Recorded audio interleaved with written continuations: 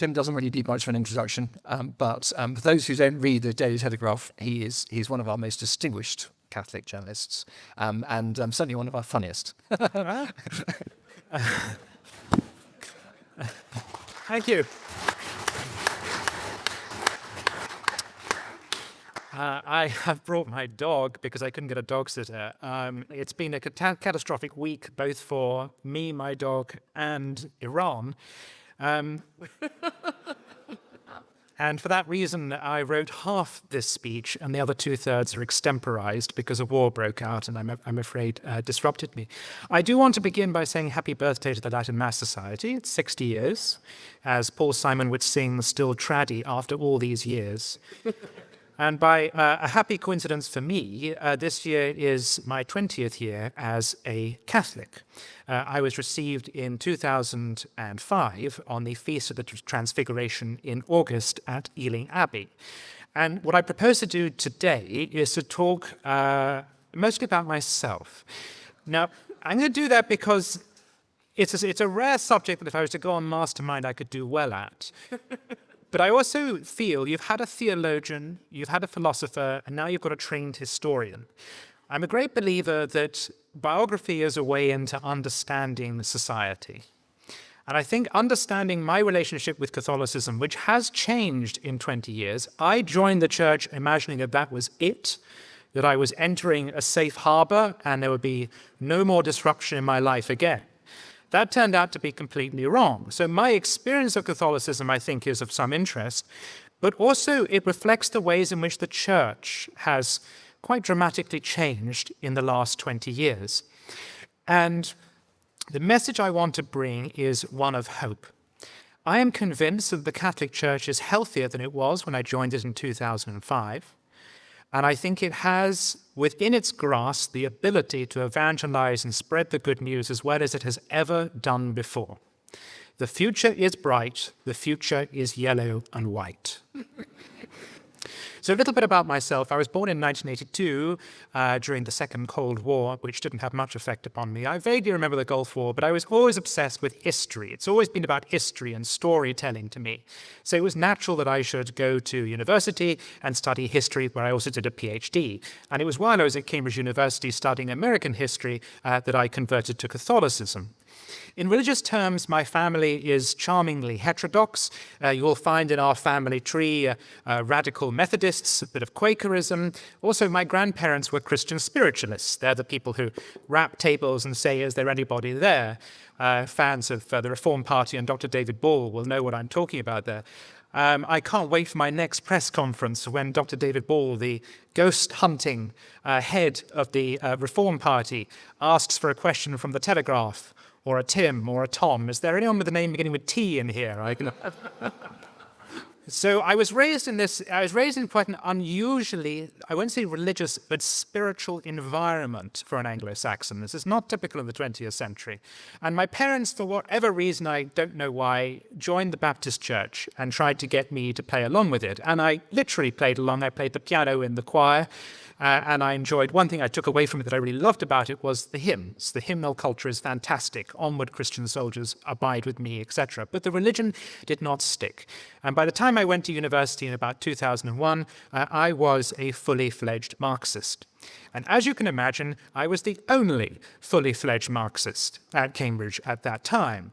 And to some extent, the image of myself as keeping a revolution going that the rest of the world, especially the suckers, had been forced to live under it. So I just realized I'm here with someone who was brought up in the Soviet Union. You will understand why this was such a terrible mistake and how I found myself so terribly isolated. So how on earth, why would I make a transition from Marxism to Christianity and from Christianity to Catholicism? Well, again, it all comes back to history.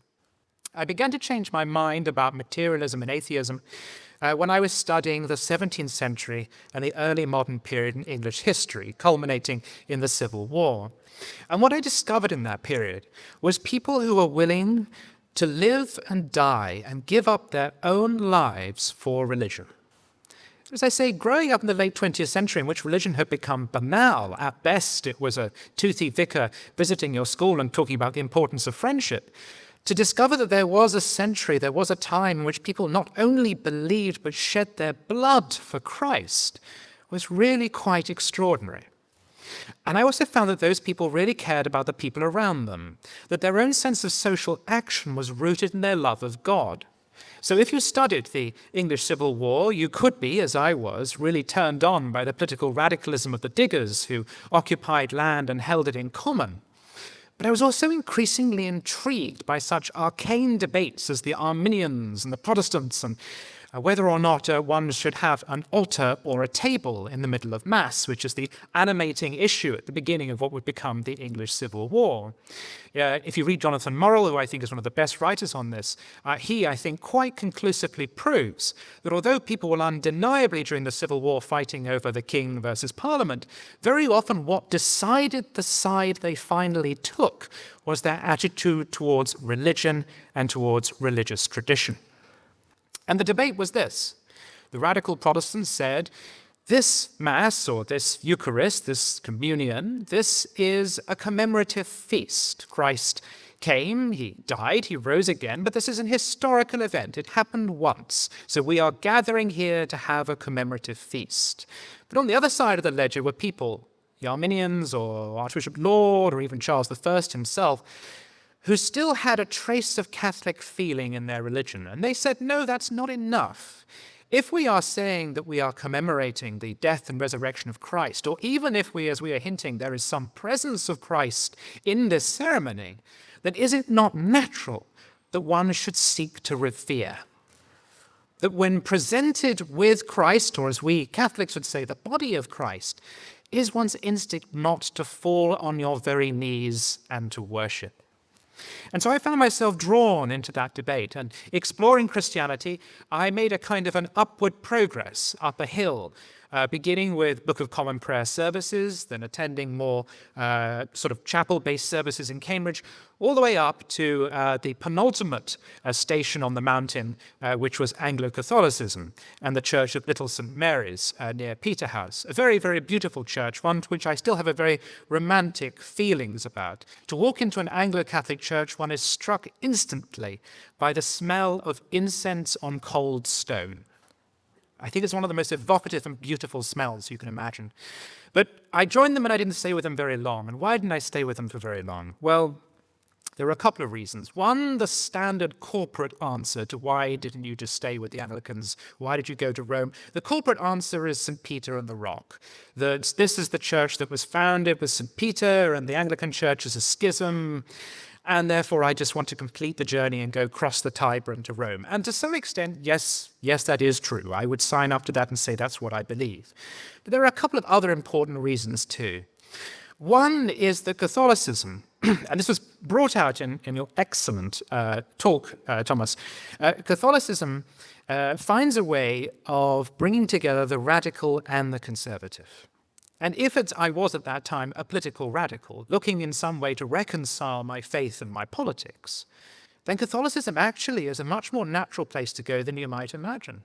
Because, as you have rightly said, it is something which both wants to preserve its own tradition, but it also wants to break up the order that came before on the assumption that this life is only in passing and something greater is to come. So if you look at the great sweep of Catholic history, you can find within this very conservative figures, but you can also find saints who have been radicals and have been even, dare I say, socialists. So there was a natural place for me in that history. But the other thing is that at school I did classics in translation, I hasten to add. And it is true that the great modern battle is between conservative and liberal, but an older and equally important battle is between Plato and Aristotle. And Aristotle essentially says that we should trust our senses. So his philosophy is the philosophy of man encountering and interpreting the world. Plato, on the other hand, says, nah, what do human beings know? We can't see everything.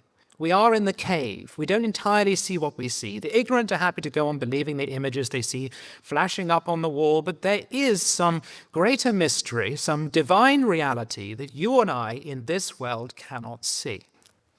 And I wonder if, in retrospect, that touched upon my grandmother's strange folk religion.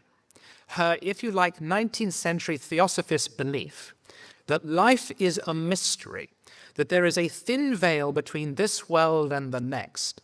And the purpose of religion, even if you can't quite breach that veil, is to push against it so that you can touch the hand of God through the curtain.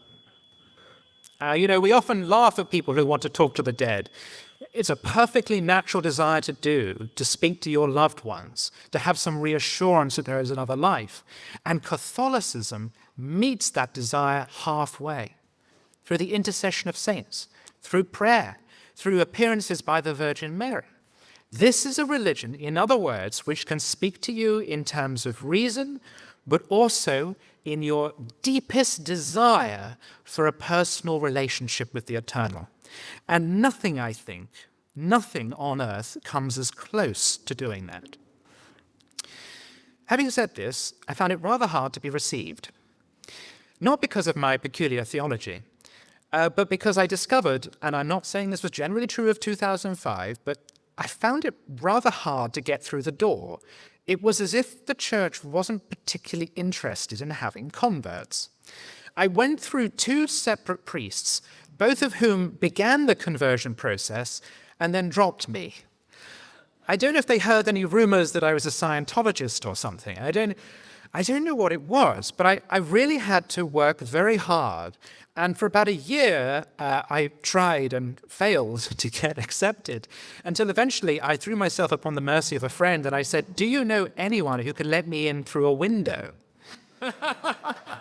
And he put me in touch with a wonderful, wonderful monk called Don Alban Nunn, who's at Ealing Abbey. And he met with me at the ornamental garden of Ealing Abbey, and he said to me, "So tell me, Tim, do you fear that if you're not received into the Catholic Church," he's Australian, that's why I'm doing that voice, "if you're not received into the Catholic Church, that you'll go to hell?" And I gave a very sort of wishy-washy liberal answer, and he said, no, you need to be specific. Are you going to hell if you're not a Catholic? And I said, "I do sometimes have that fear, Dom." And he said, "Fine, I'll receive you. That's good enough for me. Let's go and get lunch."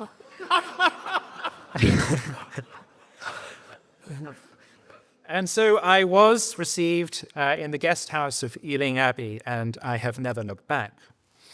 So having worked very hard to and only just managed to get into the church, I then discovered that it wasn't quite the roller coaster of fun, travel, and adventure that I was expecting.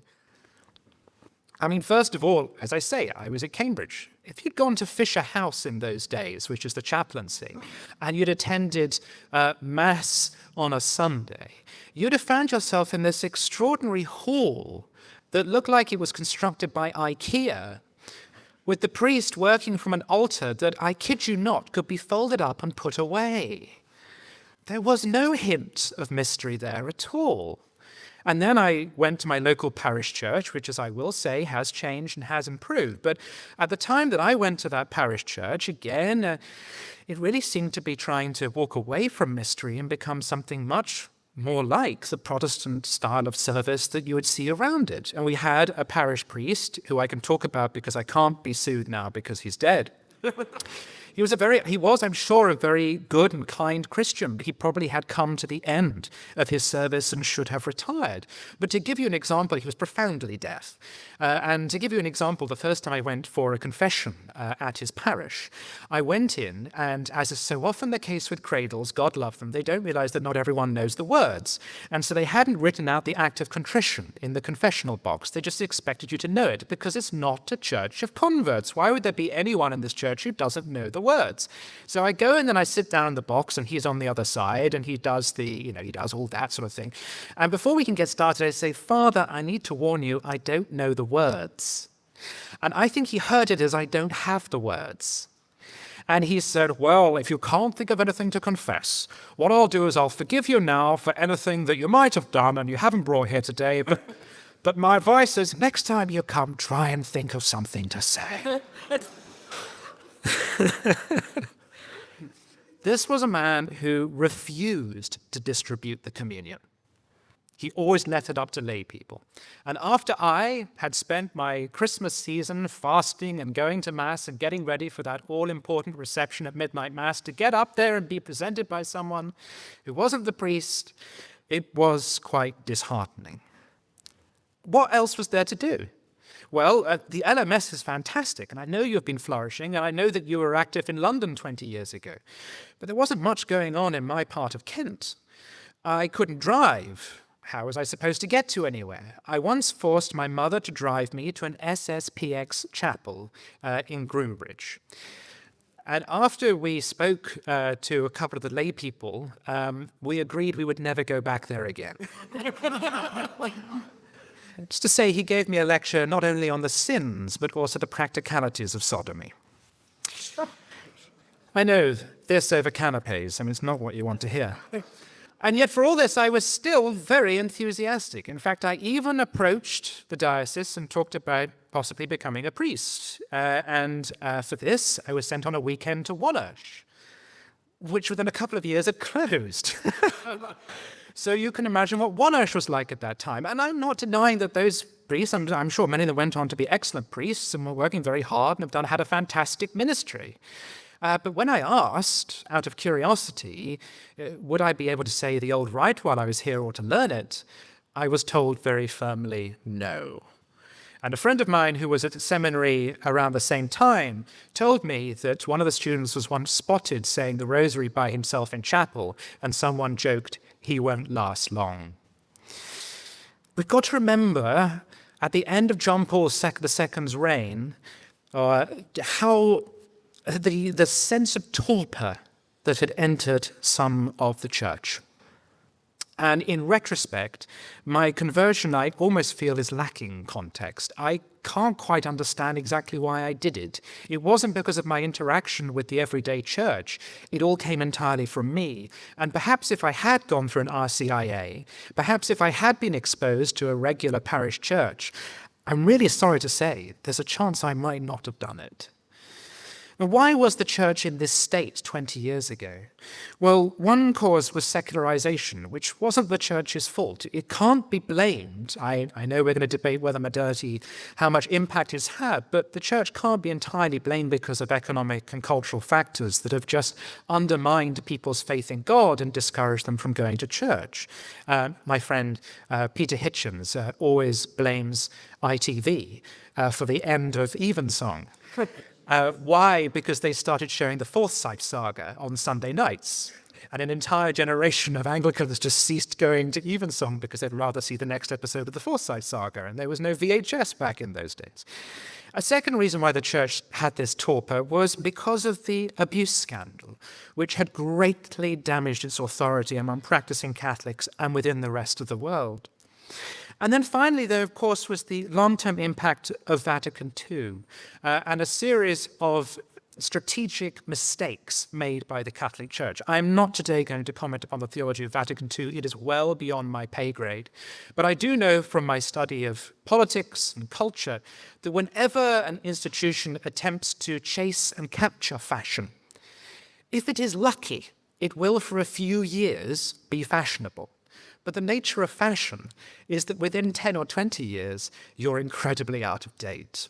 I have a neighbor, God love him, he won't listen to this, thankfully, because he's a Protestant, but I have a neighbor who, in about 1975, obviously got a promotion at work and redecorated his entire house in the fashions of 1975.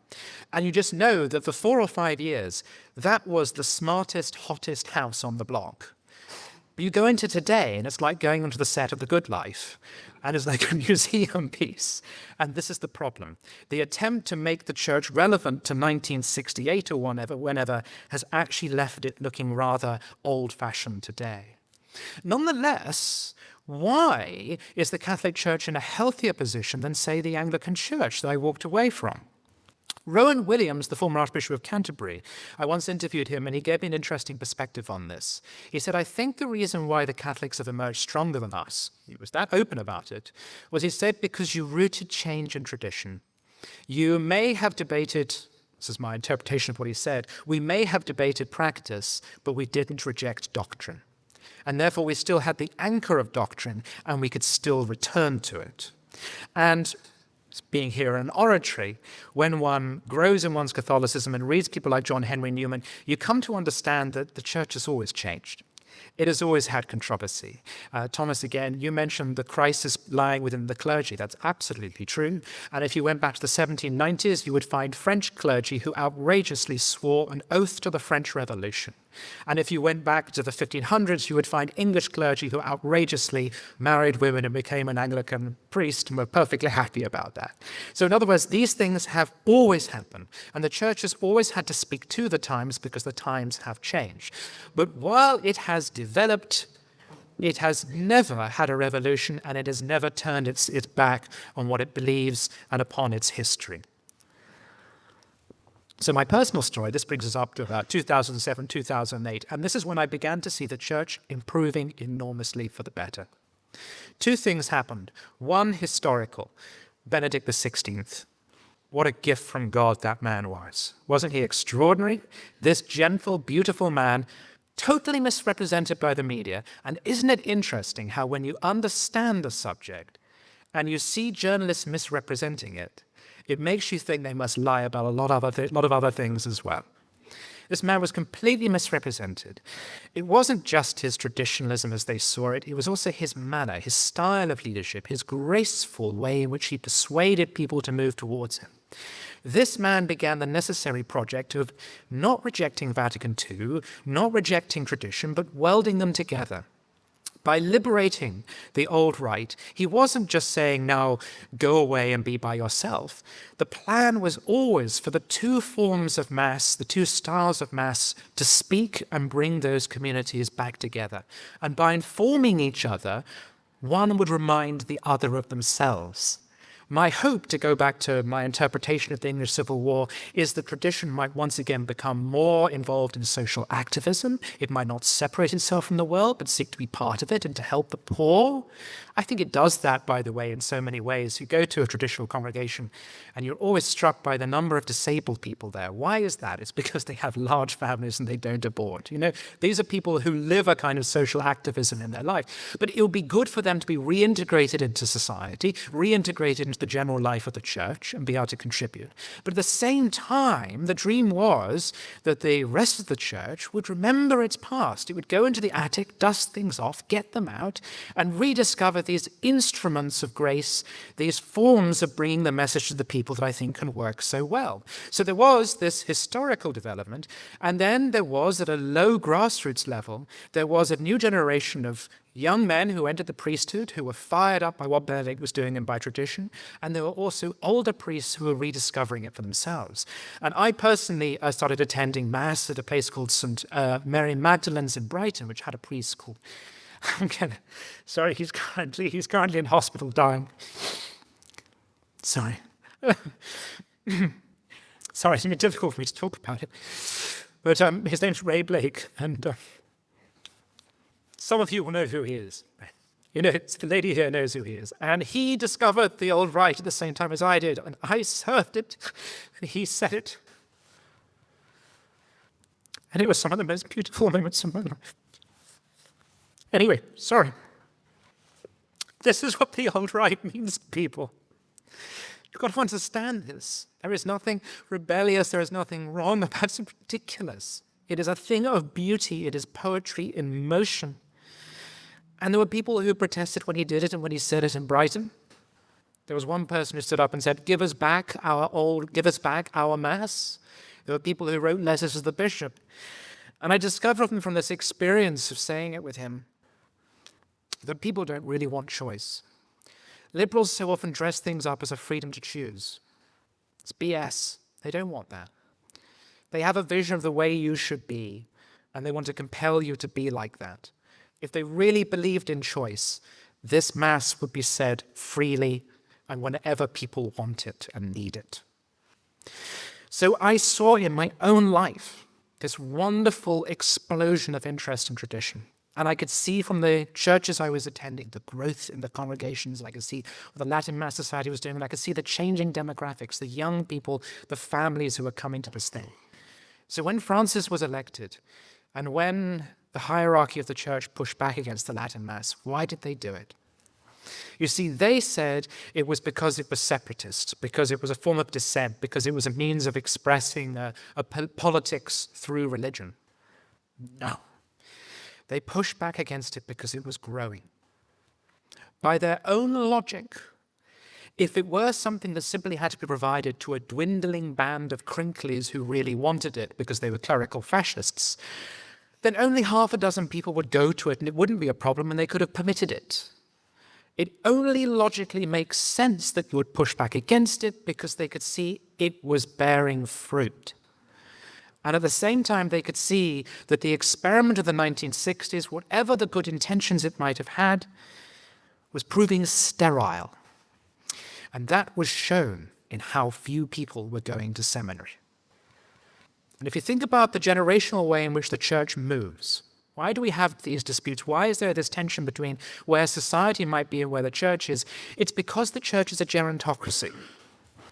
We live now in an age in which an 80-year-old can be president, and which the Stones at 80 can still play music. And so we are going to be living with older popes who are going to live longer. And it's a human psychological thing. Most of us psychologically stop developing around middle age, and we don't much move on from there. So for much of the hierarchy, the battles of the 60s, 70s, and 80s are the battles of today. I think an evidence of this came from Francis's constant inveighing against rigid clerics. I wish I could meet some of these rigid clerics. The ones I had met were wet like jelly. I don't know what he was talking about, but I imagine it was true at some time in his experience, and therefore he was, in his own mind, addressing something that needed to be fixed. So that pushback, that resistance from the hierarchy was depressing nonetheless, and you could feel as though a lot of ground has been lost, a lot of time has been wasted. Nonetheless, I am very, very hopeful for the future. First of all, because I think whatever's been going on in the church, in its personal clerical crisis, the rest of society is now better positioned, more open and attentive to what we are trying to do than it has been for a very long time. A few weeks ago, a friend of mine at work, a woman married with children, so this is a mature person, came to me and said to me, she asked me a very profound question, Tim, how do I believe? She wasn't asking me what should I believe. She was actually asking how do I go about experiencing the phenomenon of faith? If you think about it, for hundreds of years, to go back to the Reformation, we have debated in this country, what kind of Christian should I be? In the last 50 years or so, we turned the question into, why should I believe in Christ? And we've now exhausted that. It's as if a forest fire had burned itself out. It burned itself out with the last bit of new atheism in the 2000s. But you now have a generation whose parents either were themselves not raised in anything or were raised in something and rejected it. So you have a whole generation that has simply been raised with nothing. And on the one hand, that means talking to them about religion very difficult. When someone says to you, how do I believe? How on earth do you begin? If you've got a good answer onto that, tell me. I really struggle to give an answer because, as I said, okay, but as I say, being raised in a family like mine where there was so much heterodox religion, it was easy for me to understand it, but to articulate it's very difficult. So on the one hand, it's difficult to have that conversation with them. On the other hand, they bring no prejudice to the debate, to the conversation. And therefore, they are open to new ideas and new experiences. And tradition speaks to that. The way we do religion, the genius of the Catholic Church, speaks to people in a way that a 10-part lecture series about why you should be a Catholic might not. I mean, one good answer is how do I believe is simply go to a church and experience it. And you will find that this is where I'm going to start slipping into sectarianism, but you will find that in my experience, some Protestant ways in which religion is done, I've always personally found somewhat off-putting, precisely because they do talk to you and engage with you and direct you and tell you to do this and do that and think about this and engage a reason. I love going into a church in which there is smell and sound and experience and silence, because it's in silence that we hear God speaking to us. And so much of the world today is too noisy, and people are kicking back against that. So I sense within the people I meet that there is, in this generation, an openness to belief. At the same time, I can see a gradual transformation that's taken place in the grassroots of the church. If you go to Fisher House Catholic chaplaincy today, it looks nothing like it used to do. It has been transformed. For a while, they were even doing the Latin Mass there. I don't know if they still are, but it has been transformed. It has been beautified. If you go to the parish church that I was describing, you'll find a young Polish priest there now who is fantastically orthodox, very engaged, a very good homilist. And you'll also find that they have restored much of the old beauty to the church, and the whole thing has a much stronger sense of reverence. And in my own life, I've been attending ordinariate masses, which as a former Anglican is a wonderful opportunity and a great gift from the church, which of course is given to us by Benedict. And their masses again stress beauty and transcendence and enchantment. And the Latin Mass itself is poised to return. It is poised. We all know that the moment that the restriction is lifted, it is going to spring back. And it's going to spring back because of the grace of God, yes, but also thanks to a whole generation of people like you who have worked behind the scenes to keep it going.